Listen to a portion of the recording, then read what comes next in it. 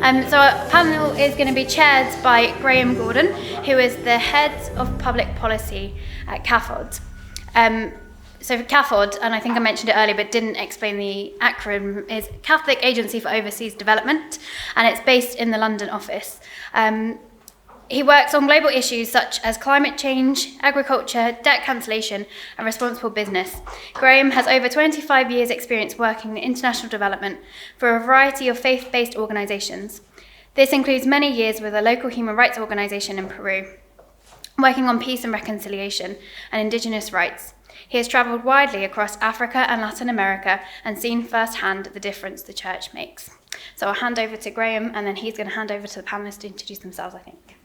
Well, good morning, everyone. It's great to be here, and it's just a really exciting day because I think when people get in a room and they separate out a few hours to discuss, amazing things happen. The Holy Spirit comes, and the Holy Spirit is with us and gives us ideas that we never would have thought about ourselves and we never would have thought possible. So it's great you're here, it's great that you're present, and it's exciting to be chairing this panel. I am going to slightly cheat as chair and ask the panellists to introduce themselves so I don't make a mess of it. And I'm delighted we've got Martin, Nana and Samuel, and we'll go in that order because that's the order they'll be speaking in. So they'll have a couple of minutes of intro and then 5 minutes presentation. And then you've got a question or two on your table. And after that, we'll have time for questions and feedback. So I hope we have a lively discussion and you've got some great inputs from the panellists. So I'll hand over for brief intros, Martin. Hi, I'm Martin Hodson. I'm a scientist. I live in West Oxfordshire, where my wife is a vicar and theologian.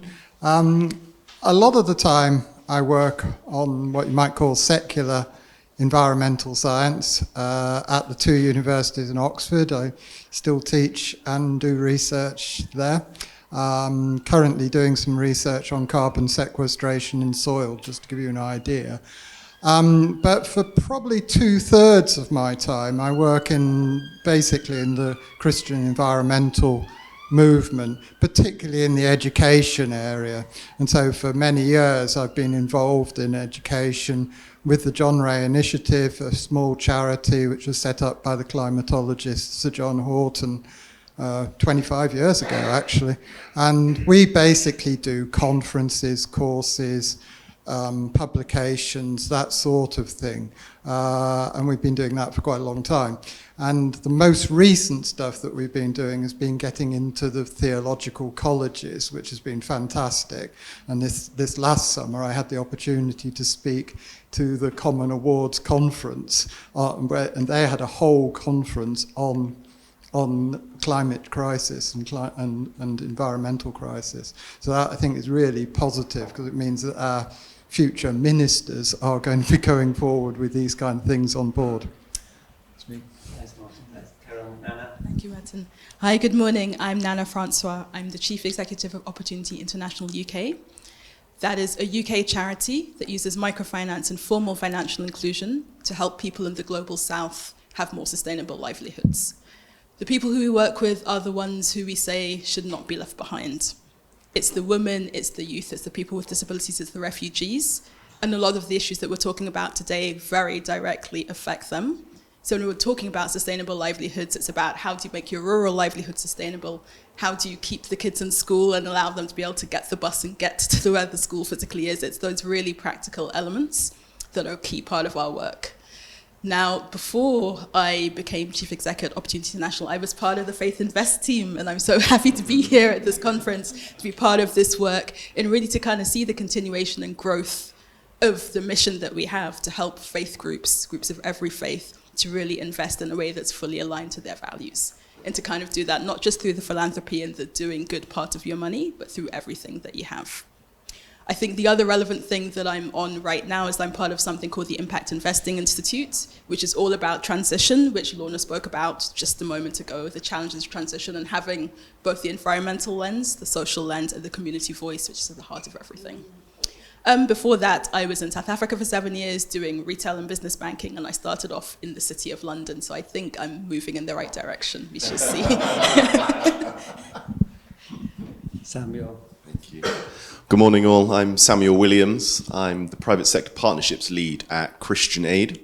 Before I landed with Christian Aid, and I'll tell you a little bit more about that when I speak, but before that I studied undergrad and postgrad theology, focusing on restorative capitalism, very much driven by the belief that capital is a driver of social environmental change and good, and is a fundamental part of our faith working out in the world. And so that was my area of academic expertise. I was going to don the dog collar, but I started a company whilst training, which scaled and grew somewhat to my surprise. And I ran Hodos for quite some years, working with organizations to ideate, develop and launch impact investment funds alongside other activities, and I still do some consulting for that company, although day to day it's run by someone else now. And I'm with Christian Aid, leading our private sector partnerships work, which increasingly is around designing and launching a climate adaptation and resilience impact investment fund, which I'll share more about with you later. Thank you. So I hope you're excited to hear from our three panelists. The session is called Why Invest in Climate Solutions. It's actually slightly a why and how, because we're going to hear the kind of drivers. We're going to hear from Martin around the science. We'll hear from Nana around kind of a broader way of looking at finance, and from Samuel a bit more about the kind of the practical examples of what Christian Aid are doing. And I think Lorna has already laid out very clearly in many ways the bigger picture of the why. So we're moving on, deepening the science, and then moving into the practical, which I know is then the focus of much of the rest of the day. So I will hand over to Martin. We're going to try and keep to time with 5 minutes from presentations, and there'll be chance to kind of, obviously over lunch and later, to chat in more detail and to ask questions. So bear with us as we give you loads of exciting input. Thank you very much. I think I might just stand up at this point. So could I have the next slide? Yeah. Right. Well, as was pointed out a little bit earlier by Julia, climate change isn't the only problem that we have. We actually now have at least 6 big environmental problems, and they're all going over the top. But we're in climate change today. And this is the very latest data on climate change. It's just a couple of days ago. And we're just starting to get the data in from October. And you can see where 2023 is compared even with all of the other really warm years that we've had. So we are way off the scale this year. Is a 99.9% probability that this year is going to be the warmest year on record, and next year is likely to be even warmer. We are going very fast at the moment. I think most scientists, and myself included, now feel that the 1.5 degrees C target, which was set in Paris, is looking increasingly unlikely to be met, which is very, very sad. Okay, the next slide. Now, what do we actually need to do? I like to use this graph. This came out just before the Glasgow COP meeting, but it shows us where we are and what we need to be doing. Right, up the side there, we've got global greenhouse gas emissions in gigatons of carbon dioxide equivalent. So it's kind of a fudge factor to bring in the methane and other gases. You can see that in 2020, we were emitting globally about 55 gigatons of carbon dioxide. Now, to get down to the 1.5 degrees C target, by 2030, we would need to be somewhere around about 30 gigatons, right, by 2030, 55 to 30.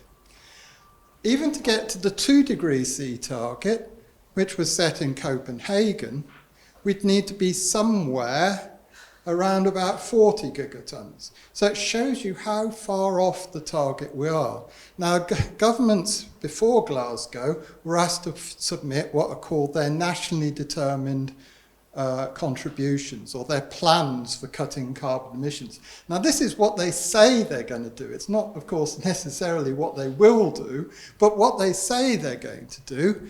When you add it all up, UN added it all up, it goes up there. That's where we currently are, the nationally determined contributions. That would lead to something like 3 or 4 degrees C rise by the end of this century.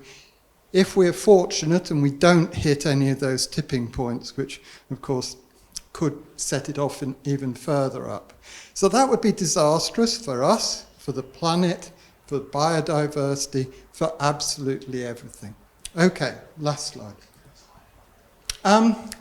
Like this one to just show you where we're at globally. This is the countries most likely to survive climate change. How do you actually calculate this? Well, there are 2 big factors here. Number 1 is, what's your natural climate like? So we have a relatively moderate climate in this country. It's not too hot, not too cold, not too wet, not too dry, most of the time. But if you're in large parts of Africa below the Sahara, it's already naturally hot and dry. So if you add 2 or 3 degrees C to that, it becomes very difficult indeed. But then, and I think possibly going into this conference, the other big factor is how rich you are. How rich you are. Because if you are rich, you can turn up the air conditioning. You can build seawall defences. If you are poor, you can't do any of that.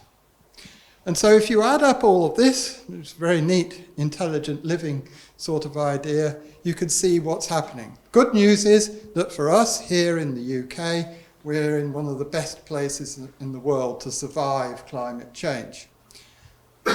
Bad news is you can see where the really badly affected countries are. A lot of Africa, the Indian subcontinent, actually South America is not great either. But of course, what's going to happen here is that a whole lot of those people are not going to stay there and just die.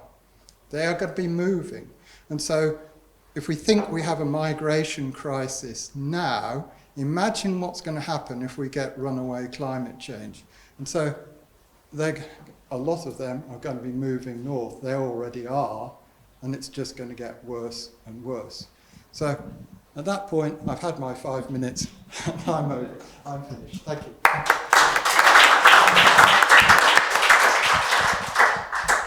Thank you, Martin. I think that's it's a sobering reality, and I think even if for those of you who might work with those figures day in, day out, or if you look at them occasionally, every time I see those figures, it's a wake-up call to the urgency of action and the fact that action can't wait. So thank you for bringing us very down to earth with that. I'll now hand over to Nana, who will give us a bit of an idea around the different way that our organisation is approaching how they use their money. Thank you. Yes, this is real and it is urgent. And I'm going to start by just illustrating some of the work or some of the situations that our work handles. As I said, we're a charity and we are very much working on the front lines in country, on the ground, with this climate challenge, which is very real for the people who we work with. We had the story from Julia earlier, the farmer that she meant to Cambodia. This is another story from Dorcas and her husband in Malawi. And I think her quote, just give you a few seconds to read it, it's very clear, accurate, representative of what people face. If you go to the next slide.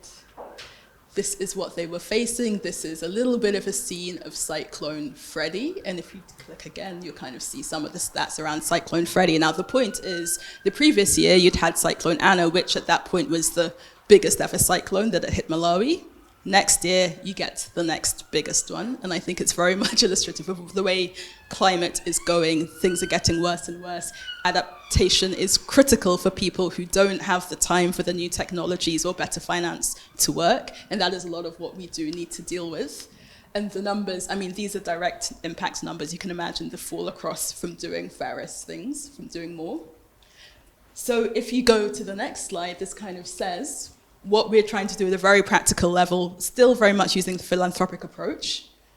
Crops of Rosh Hashanah, we're trying to go back to both a combination of old style and new style regenerative agriculture. And when you see some of the impacts of those things with the next two, you do see that there is a change. More plants can be grown, there can be better yields, more nutritious yields. People can invest in livestock, which is what they use to support both their own farms and to support their kids. But this kind of transition does take time. So in terms of our approach, very much using philanthropic money, we have pretty big expectations and outcomes from this particular project. We're wanting to help, 24,000 people, create another 50,000 jobs, and it is 60% focused on women, because women are the key people in that environment. But the point is that this is a kind of a one-time intervention. As a charity, you raise the money, you invest, you hope that people have more sustainable livelihoods, you hope that they're integrated, but this is one time. And in the meantime, the time that it takes for people to change from one way of adapting to another way of adapting takes time. So as we think about where OI is going and where the partnerships are really important, you come to the next slide, which is a theoretical picture of what I think Samuel's going to talk about later, which is all the different types of capital that need to come in to start to solve this problem. So we're very much here, this is where we've been, philanthropic capital, people who are prepared to use their good money to do good. And sometimes it's just philanthropy for philanthropy's sake. There's a crisis, there's a disaster, you can't wait for the vehicle to be created, you just need to react and respond.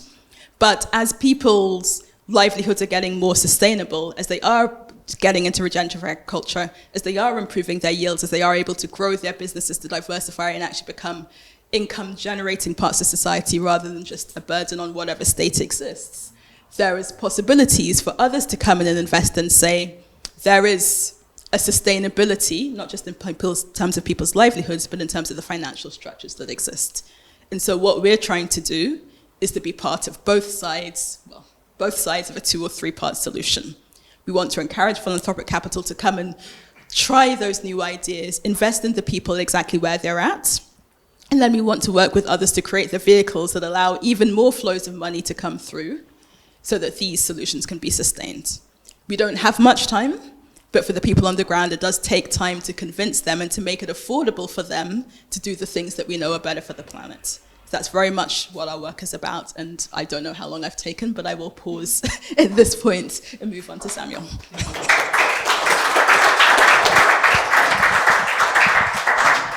Brilliant. Thanks very much, Nana. And I think that just gives a great insight into how organisations are starting to think differently and seeing the kind of broad options. I'm kind of quite jealous from Cafod's perspective when I look at that and think we'd love to be there in kind of 5 years' time or something, because actually some of the creative thinking is just really brilliant. And also the impact, on women and kind of really working with the most marginalised people who don't get access to other forms of money is absolutely central. So thank you very much for that. So now over to Samuel. You've got a mic there, so I will... I think so. Can everyone hear me? I think that's coming out loud and clear. Great. Lovely. And apologise for a slight rush. Hopefully it wasn't noticed, me dashing in through the door. I text Pippa a little while ago saying, I'm really sorry, I've been travelling from Geneva to Zimbabwe back to England over the weekend, and yet from Bristol to London caused me the most trouble. And so it's a real thrill to be here and share a little bit about what we're doing, what we're exploring at Christian Aid with the design and launch of a climate adaptation and resilience impact investment fund. That's all the words in the sentence, isn't it? It's a really exciting time. I think what we've heard from Nana and Martin is, one, the imperative to act, and two, that we're in a transition time where we've been investing in models of philanthropy and in some instances very innovative philanthropic capital allocation that really unlocks the kind of sustainable impact we want to see. But we also recognise in the sector that philanthropic money, donations, is in many instances in decline, as also is institutional funding, so funding from people like FCDO and other large institutions, which creates a new challenge or pressure on agencies like Christian Aid to think differently about the kind of outcome, the kind of impact that is desirous, and how we're going to achieve it. And that brings us to what we're doing at Christian Aid. So a little bit about the technical bit, and then some about the learning that we're currently at in this process. So what are we launching? We're targeting lasting change through the development of what we're calling intersectoral market development. So an intersectoral, recognizing that climate change, as we've heard from Martin, is a really very complex challenge, and that requires systems change, not siloed acting. We need to be thinking in a systems manner, and therefore we are targeting through this fund that we'll be launching, which we're aiming in the first phase to be at around 30 million. That's really just such a drop in the ocean of where we need to go with this fund. But that's what we're aiming in the first instance within the capacity of Christian Aid. I could tell you about some of the other funds I'm launching at the moment. We have £1 billion impact investment fund that's targeting Africa, due to launch next year, which we're really excited about. That's not Christian Aid. That's another organisation which I can tell you about at another point, but all about impact. But with Christian Aid, we're targeting those platform companies, those key actors within a market and society, energy, agriculture, digital, predominantly across sub-Saharan Africa, supporting a favourable development of a landscape that will really work. However, we also recognise that climate change must also be done in a just way. It must be a just transition that we've heard from Nana, and therefore not leaving anyone behind, especially the poorest, who are often hit the hardest.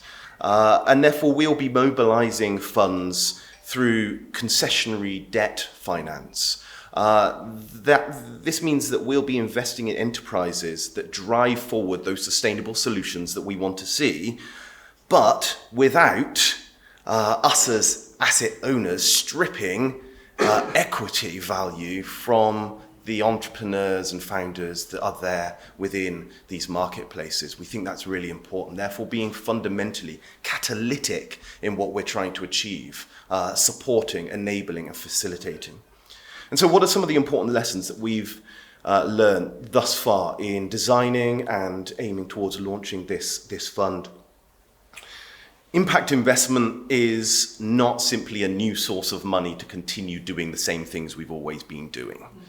It's really important to note that, and that's been a real blocker or a real hurdle to make within the sector, within the development sector of, what projects are we going to fund through this? It requires a shift of how we're thinking. We need to shift how we understand the relationship between capital and impact.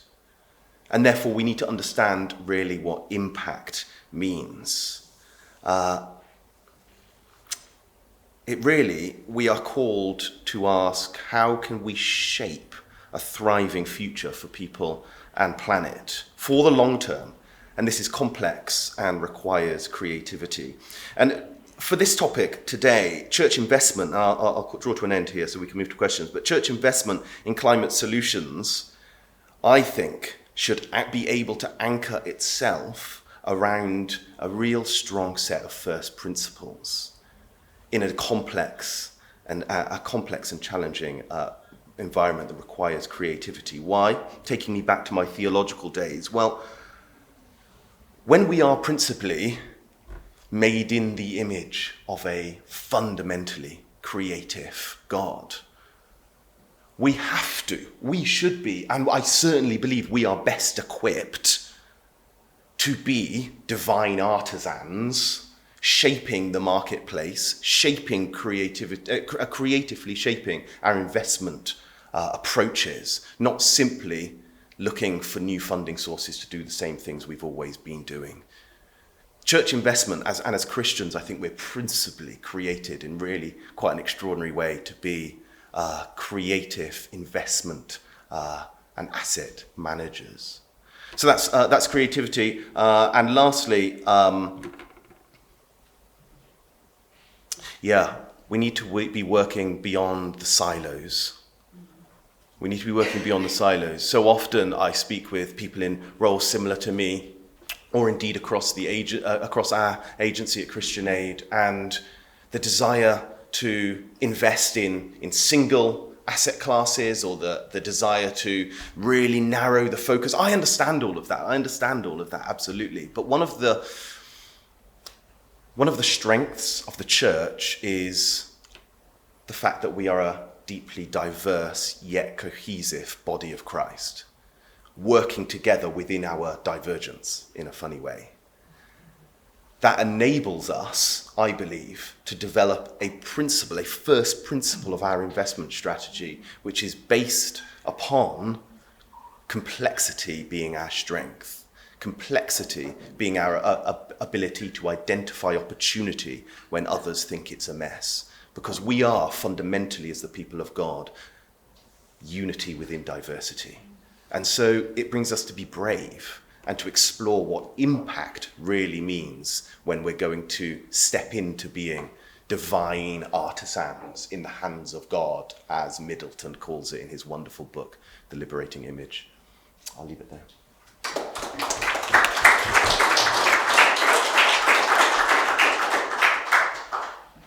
Brilliant, Samuel. Samuel, thank you so much. So I'm sure you'll agree. I mean, I'm certainly inspired from listening to these three speakers, so well done to Julia for inviting them, and thanks to you three for giving us your insights. Instead of going to kind of tables and questions, I'd like just to get questions to the panel, because I think you may have things just buzzing around in your head that you really want to kind of ask now. So if that's all right with your permission, Julia. Hard to say no because I've got the mic. But is there another roving mic? Or It's not. I can run around with this. okay, so maybe let's kind of take 3 or 4 questions, and then we can see if we can make this one work as well. So please, I think short questions, just so we've got time to hear from the panel, and then we can go to kind of a couple of questions on tables as well. Can you introduce yourself as well? Hi, I'm Michael Goff, working in brand and marketing, working a little bit in the impact space. I guess I'm looking at your 3 slides, Martin, and just seeing the scale of the problem, and then listening to you, Samuel, and thinking about a £30 million pot. And you're all called to not work in silos. The investment industry is incredibly fragmented. There's a real importance I think there's a real challenge to think about returns in this, because the mainstream asset allocation are producing returns that are far greater than impact are producing at the moment, because it's a different paradigm. I just wonder how do we actually get the scale into the business? I mean, we've got Amy and Carly here from Tribe, another important impact investor.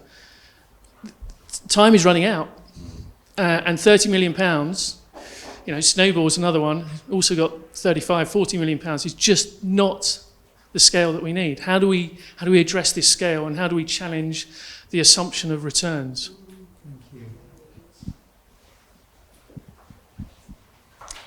Question, it's Amy from Tribe Impact Capital. So it's a question actually for you, Nana. You spoke about adaptation, and when we think about climate kind of science, I'm a climate scientist by background, it's not the averages that kill, it's the extremes that kill. And we're seeing more and more extreme events. So you're talking about adaptation, and what you are financing one adaptation at a time. It's obviously not going to be enough, because as soon as they've adapted to one set of circumstances, there's another set of circumstances that comes the year later, and another set the year after that. What's the long-term plan, therefore, for the work that you're doing? You're firefighting. How do we put out the fire?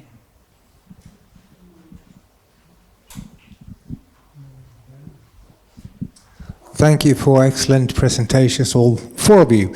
I'm Gösta Melkson from Elm International. We're working very much in this field. We're working in trying to avoid the silos, and we're working with the poorest of society in Africa, in a place like that. Very much into food, livelihoods, and so on. I have a practical question. We work a lot with bundled finance. We try to make catalytic finance, but we also use tools, and that is my real question. Tools like carbon credits, tools like distributed renewable energy certificates, diversity credits, stuff like that. Are they just temporary, let's say, buzzwords, or are they part to be able to scale this in the way that you would presenting now with bundled finance from various parts? Is that a good part to work on, or is it a thing that is just a temporary, let's say, buzzword? Those are my questions. How big are these things in the scaling that you're after? The previous question over here. Thank you. Yeah, lovely. And maybe if I can, Michael, maybe if I can pick up your point actually about scale. You're absolutely right. And when you look at the figures, when you look at what Martin has shown us, it sort of feels a little demotivating, doesn't it? Or it could. It could, very, very, very easily. Maybe it does, yeah. It does. And we've heard that we need trillions, not billions. And I wonder if we can take a little step back to how many people are working directly in asset management, working for a fund, the smartest dressed people. No. I wonder whether, if I were to ask what, and we haven't got time to do it, but if you were to define impact, I suspect you will define it slightly differently. In some instances, quite significantly differently. And I think this is part of the issue. So yes, we need scale, but we also, to work efficiently across many sectors, many jurisdictions, many legal and regulatory burden hurdles, we need to actually start understanding and defining the problem we're trying to fix. I mean, you're a marketer, you know that. You know, we need to understand what we're actually trying to communicate, tackle, and engage. And I don't think we're doing that very well at this stage. So I've got answers. I think there's a lot around private sector engagement. I think there's a lot around being preemptive. So about 55% of humanitarian disasters are predictable. About 55% are predictable. For instance, you might take the floods in the Brahmaputra River in northern Bangladesh. We know each year that will flood, and it will displace thousands of people. We know that each year. But only about 1 to 2% of funding is pre-arranged to address those types of disasters. Now, take that Brahmaputra River. There is absolutely infrastructure investment opportunity to actually build lasting, sustainable impact in that region. But we don't think in that way typically, and the people who typically address those significant challenges are donation-supported development agencies who typically act in response to crises rather than preemptively. And so this is, again, an importance of working together. We need the financiers with long-term views to understand where the trends are going, what the problems are, and we need to couple that with those people who know what's happening on the ground to address those challenges in a preemptive, systematic way. Welcome Lorna onto the panel. So we didn't have a chance to ask Lorna questions earlier, so she is joining us. I'm just going to turn this.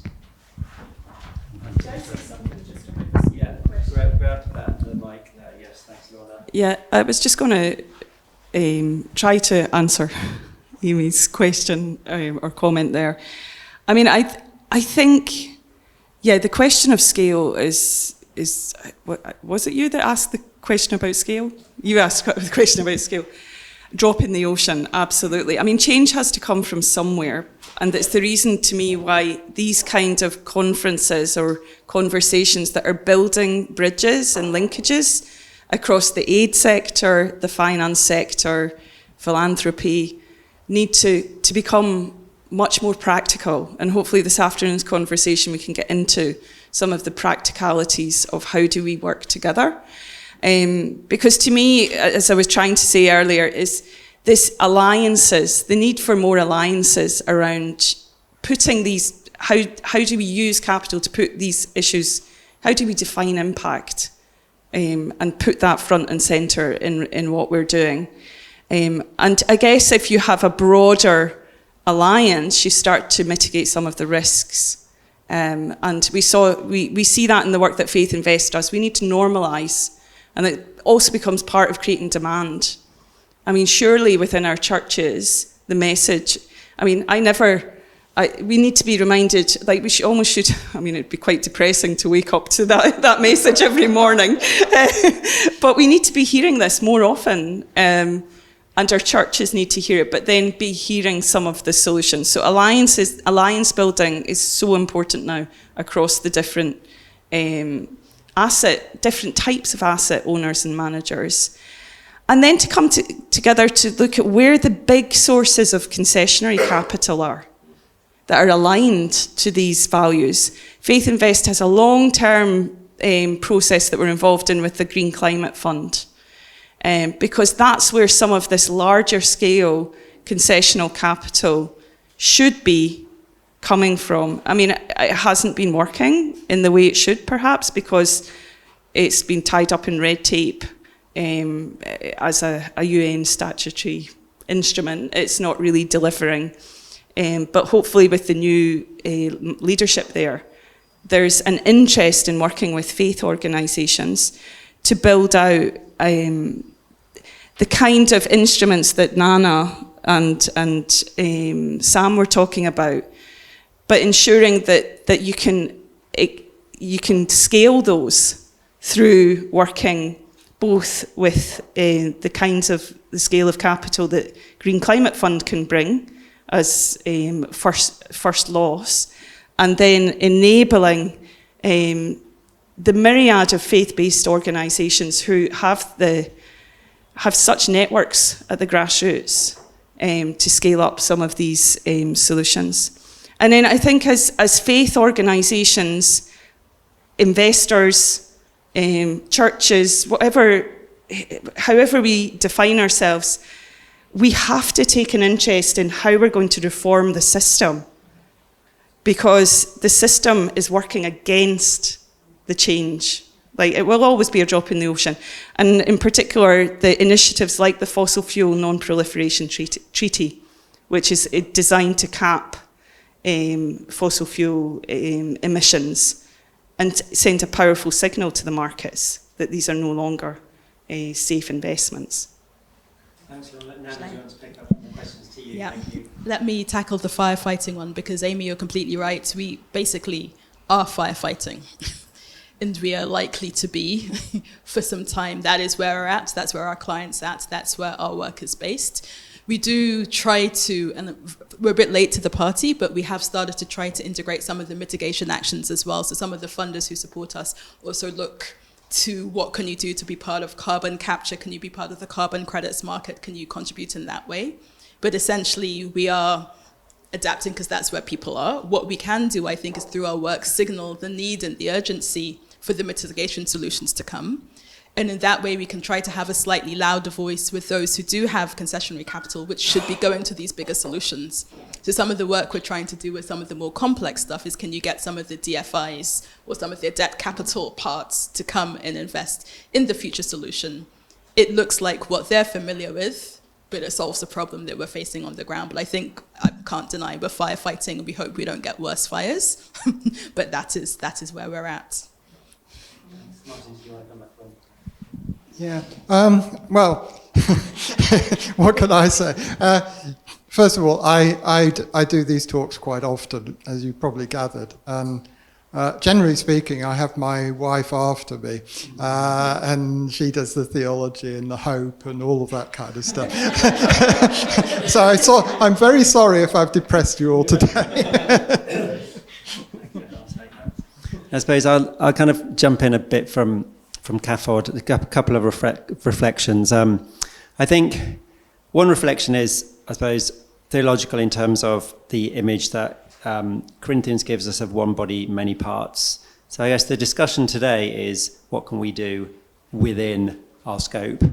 And I think it's important to focus on that, because nobody can solve the whole of the kind of problems, but we can actually shift it. And I think the other answer, I think, from looking at Cafod is, we do a lot of advocacy with governments, similar to what Lorna's saying. So, for example, most climate finance currently flows towards mitigation solutions. Very little, UK government's quite good at this, but very little of the rest goes to adaptation. So there's a massive, massive gap.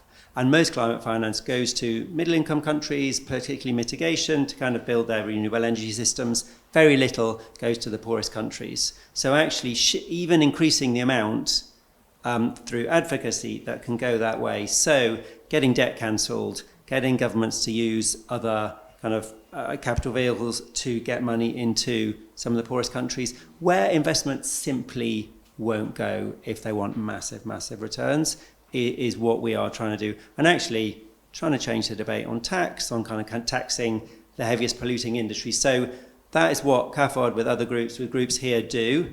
And I think it's important to see that and support that, but also then to think, well, what is the kind of complementary shift that can be done within kind of our, I guess, within your gift, within our gift. I may open it, I think, to just because we didn't have a chance from earlier. So just 2 or 3 minutes, kind of having a bit of a chat with people with you.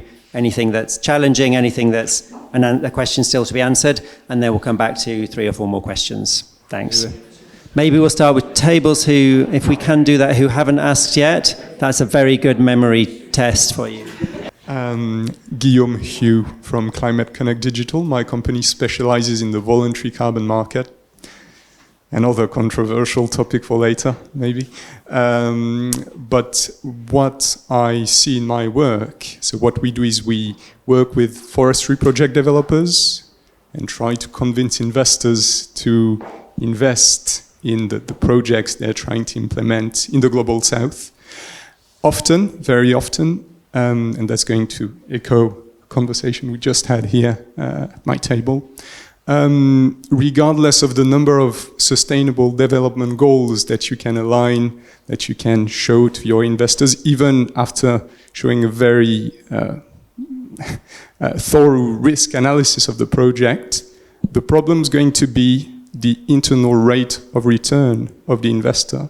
And it's a cash flow problem because obviously, you plant your trees, you need to wait a few years until it yields any financial fruits. So my question was maybe more for Samuel and perhaps also for Lorna. When you try to convince investors to invest in your fund, in your impact investing fund, what narrative do you use to unlock that dilemma between impact? Is there a dilemma? Should there be a dilemma? That's another question. But to unlock that dilemma between impact and return. Or other question, what kind of people are responsive to the narrative that you use, that we've heard since the beginning of the day? Oh, I don't know if it's on the subject, but what impact does it have that we are businesses and charities? Does that make sense, that question? In other words, does it influence the way we work and we live because we are businesses? I don't know if that makes sense. From the Society Holy Child Jesus, we're a charity and an investor. We would like to invest in impact funds, how we would define impact, which I think is how you are defining it, rather than something which has a tangible result on people in need.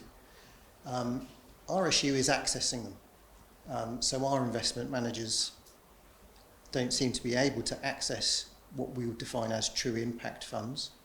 But at the same time, we don't have the resources to have maybe a dozen investment managers who we invest in and dealing with all of that complexity.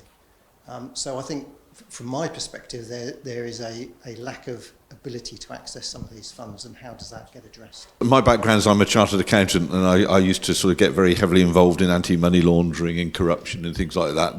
Not talking about it, not doing it.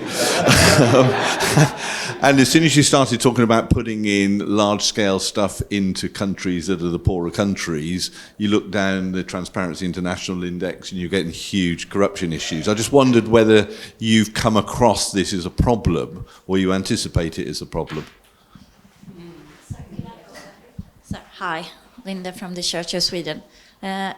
Two things. And maybe this will come later.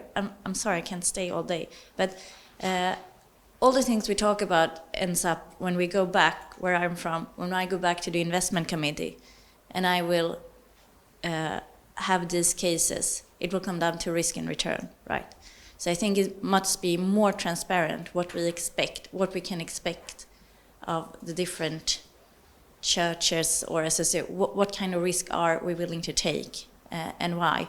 To also give examples of how our other has done it. And then I would love to hear from Martin what you would invest in.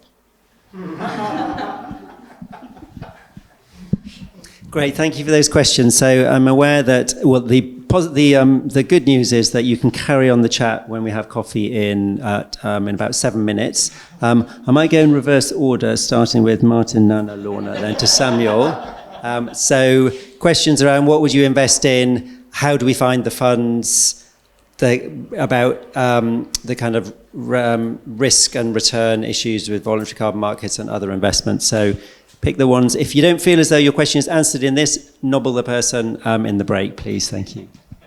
Well, actually, we have an investment in a wind farm. That much of one of the blades at the end, which we've had for about 20 years. So that's very good. So that has, it's just a very small investment.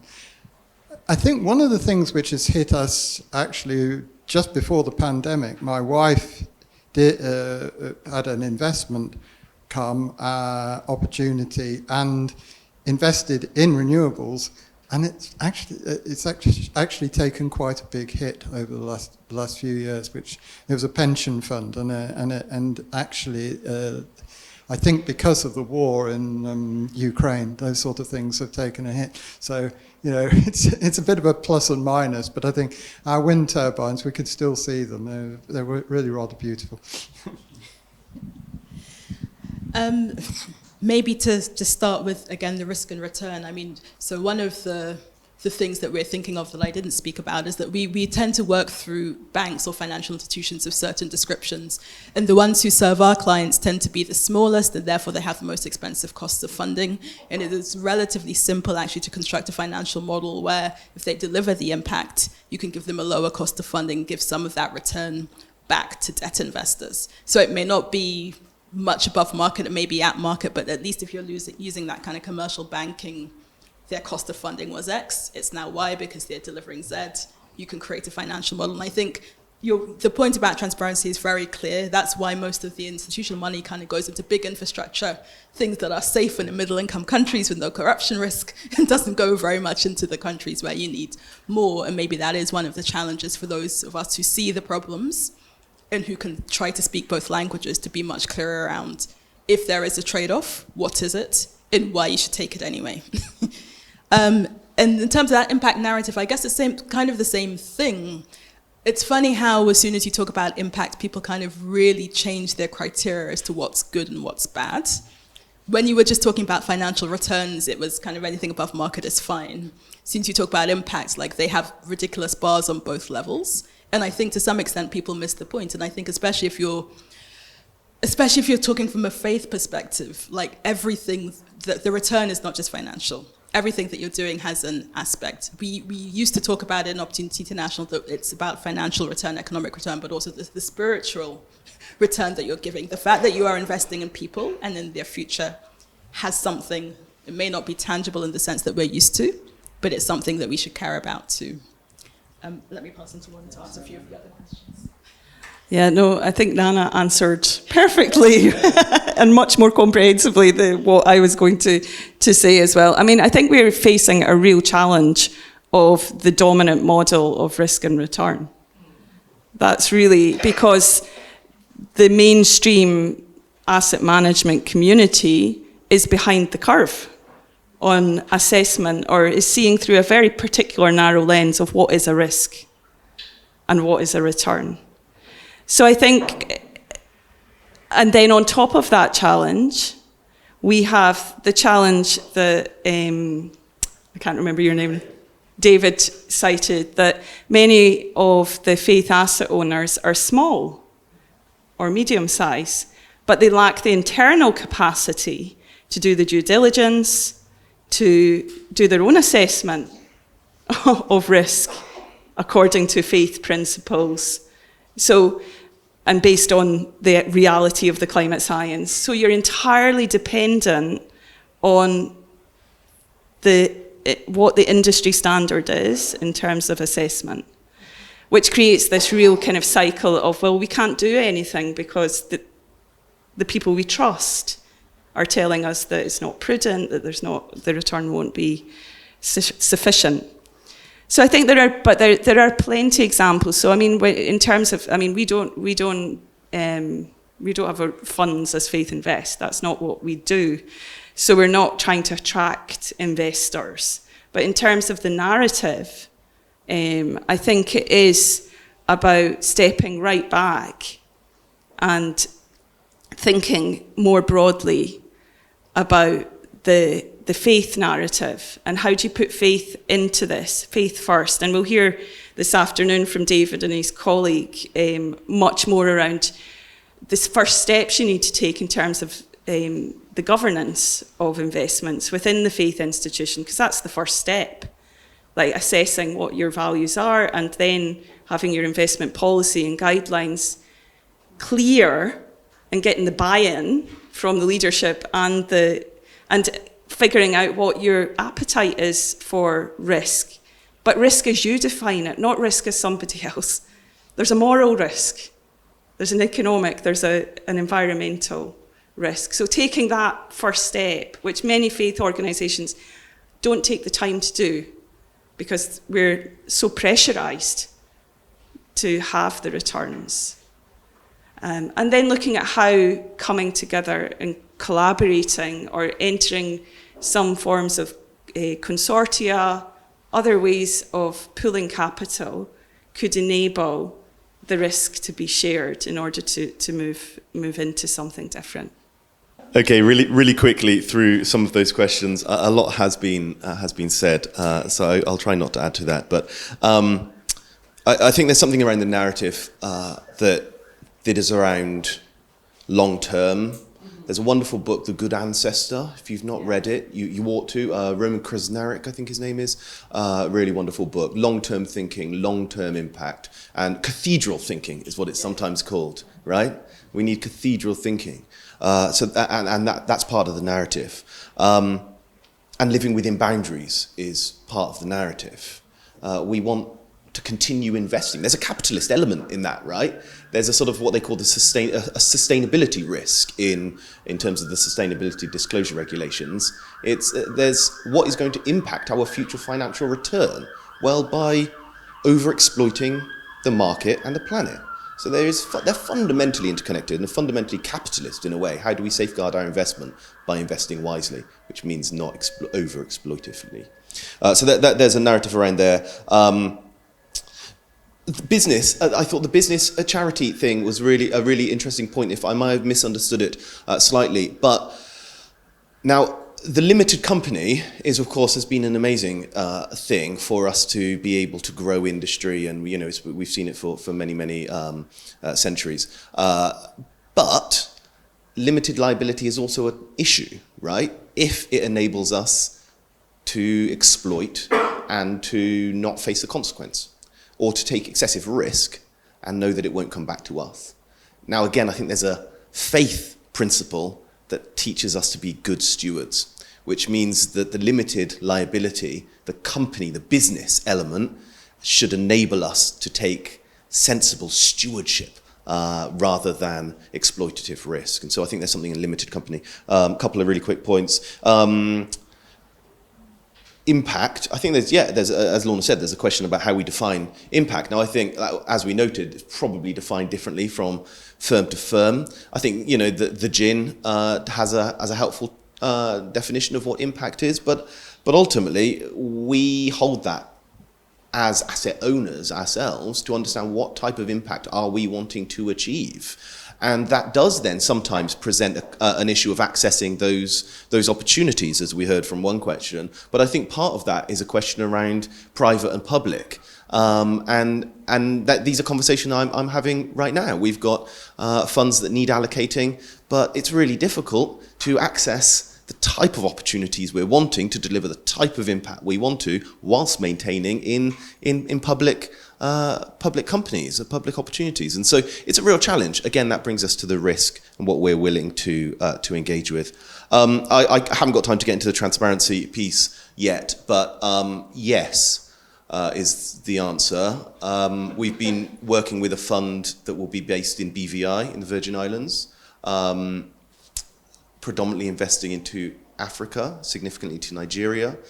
If you've been in this world for a long time, you would say Nigeria, BVI, and America. It's really tough when it comes to transparency. But do I believe that fundamentally then we don't engage with those pools of capital? No. It means that we be a light in the darkness, we be absolutely sharp on our regulation, our policies and our approaches, and we don't take rubbish.